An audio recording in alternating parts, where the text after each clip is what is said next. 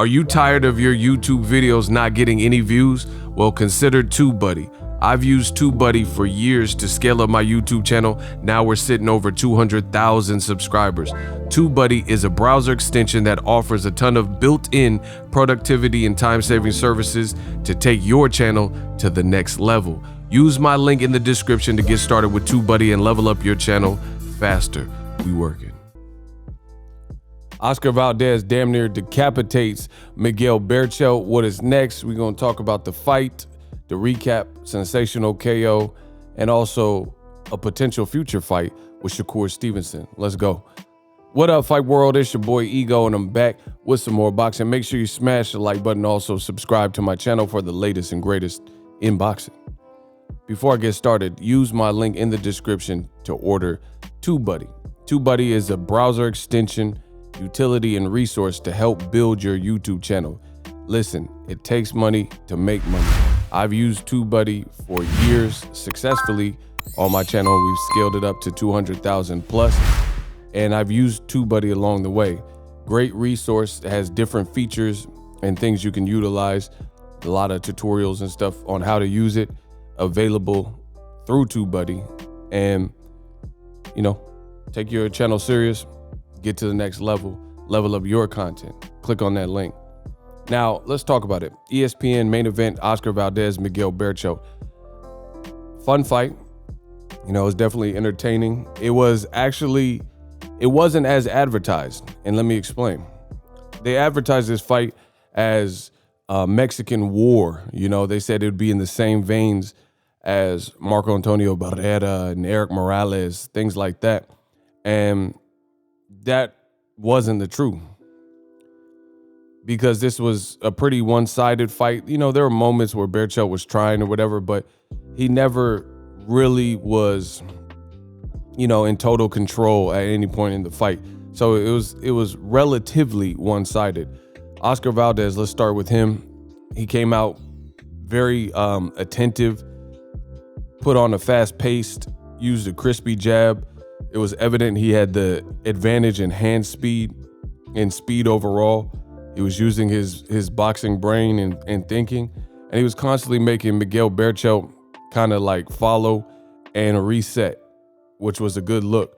And he got off to that fast pace. By round, I think it was 4, he was boxing or whatever. He caught Berchelt, I believe, with the temple shot, a hook across the temple. And you seen Miguel Berchelt's legs do a funny dance. He kind of took a step, and it's weird because boxing, it'll be different fighters, and it's kind of the same exact motion. Like, I could think of several fights off the top of my head where they do the chicken dance with the legs. It's just like you have no legs.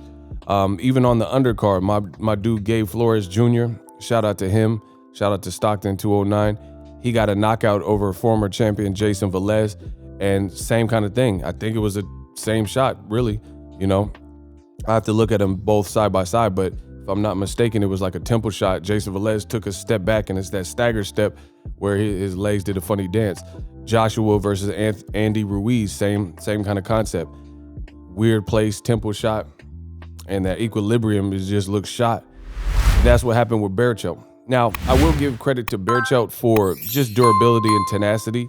You could tell he's a true fighter because he fought with heart and conviction, and he was trying to get some things done. Now, this performance, I'm not trying to rag on Oscar Valdez. I'm just being honest with my assessment per usual. Make sure you smash the like button. It wasn't flawless. There were some moments where, given a different style or a different fighter, I think different things could have been exploited. But I'm not going to nitpick on too much of that just because it was overall a great performance. To me, this is my favorite Oscar Valdez performance. Him and Eddie Reynoso definitely trained hard and put in work and came out with a good strategy. So I do want to talk about some of those flaws real quick. For me, I think Oscar Valdez, he was exasperating too much energy. Now, he had done enough positive work in the early rounds 1 through 4 to the point where in rounds 5, 6-ish, right around there, it didn't come back to bite him, but against a different fighter or a fighter who hadn't been hurt. Because Berchelt, you have to keep in mind, after that 4th round, his legs did not look all the way there. Some people were even saying he was weight drained. I don't know. You know, I'm not going to make excuses for that. But if you are weight drained, then being lethargic and, you know, recovery and recuperative powers and skills probably going to be like hampered by a severe weight cut. You get what I'm saying? So regardless of whatever the case was, his legs were shot. Like, you know what I'm saying? His legs weren't looking good. He was looking like Pinocchio. I'm a real boy. His legs were looking real stiff.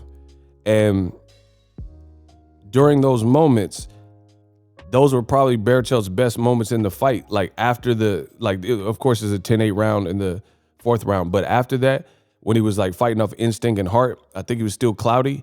I felt Oscar Valdez allowed him back into the fight. And he started trying to walk Valdez down, and he was landing some good combinations and good punches.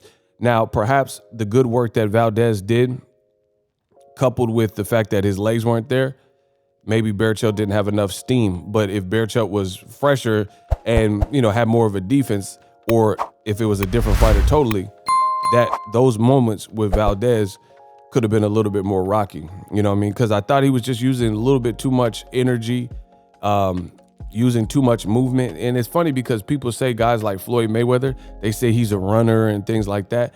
And Oscar Valdez was, in my opinion, moving unnecessarily at times, where if he would have just boxed, he's clearly the superior boxer. He had more clarity in his style.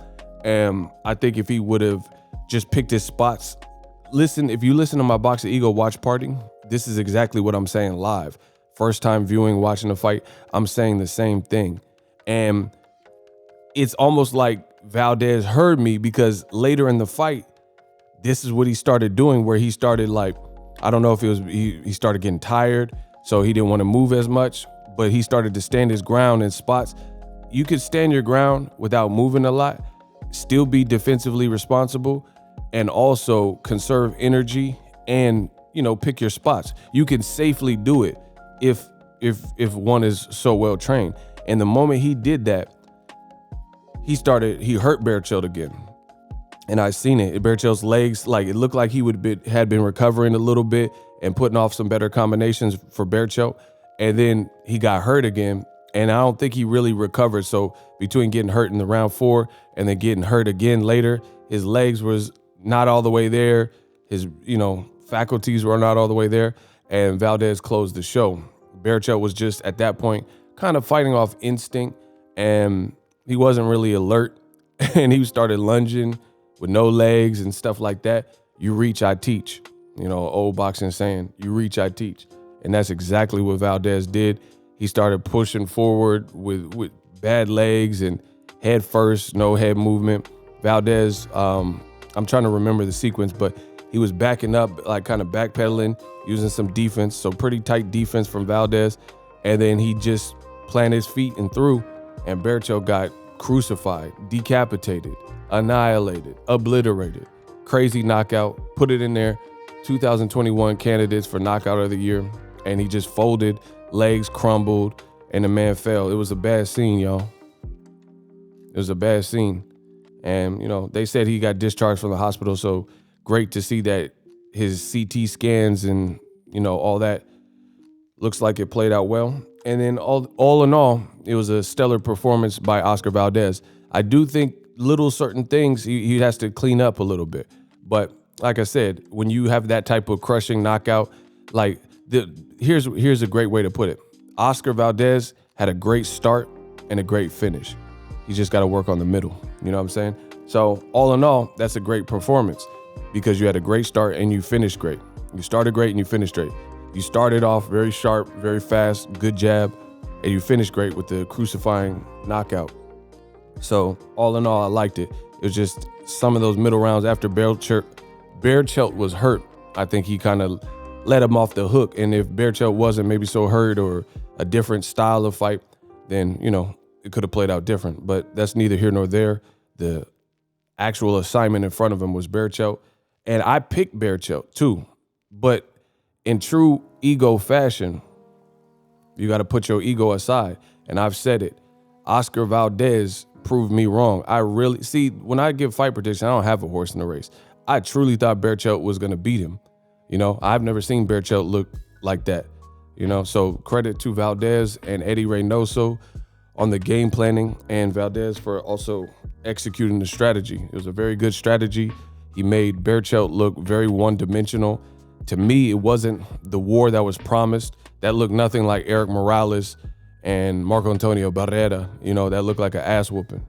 It didn't really look like this tooth and nail type of war where you see like two Mexican warriors. It looked like Valdez was on a different level, and Berchelt looked one-dimensional. But that is what it is. Some fights are like that. Some fights aren't going to be as advertised. And I think it boils down to Oscar Valdez having good experience, being a two-peat Olympian. And at the end of the day, he just has more of a skill set.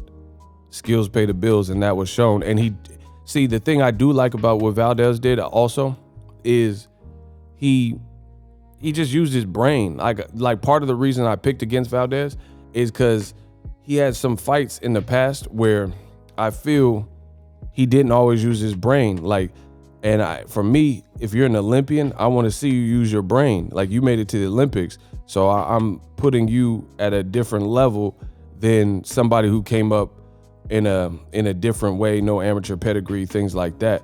And fights that I'm referring to are fights like Adam Lopez. He didn't necessarily look great in that fight to me. What other fight? Scott Quigg. He got his jaw broken in the Scott Quigg fight. And I feel like he showed he was a warrior, but being a warrior, you don't want to just show that you're a warrior all the time. You know what I'm saying? Sometimes you want to show that you're smarter. And then he had another fight in Arizona against a guy named Genesis Serviani. And they traded, like, he was doing good, and then he got knocked down. And it was just, I feel like that guy wasn't even on his level, but you made it look like he was on your level. And made some mistakes there. But this was a great performance. This was a great performance by him. I enjoyed it. I liked it. Good main event.